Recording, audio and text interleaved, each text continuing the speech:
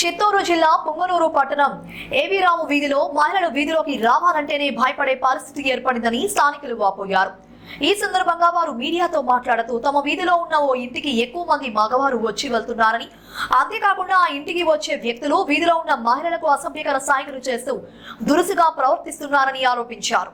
ఈ నేపథ్యంలో ప్రశాంతంగా జీవితాలను కొనసాగిస్తున్న తమకు ఇబ్బంది కలుగుతోందని, అసాంఘిక కార్యకలాపాలకు తమ ప్రాంతం అడ్డాగా మారుస్తున్నారని ఆవేదన వ్యక్తం చేశారు.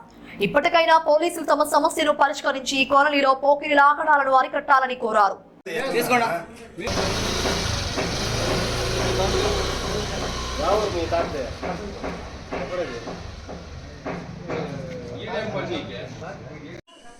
సార్, ఈ సందర్భంగా నేను ప్రతి ఒక్కరికి తెలియజేయడం ఏమనగా, నేను జస్ట్ బయట నిలబడుకొని ఉన్నాను సార్.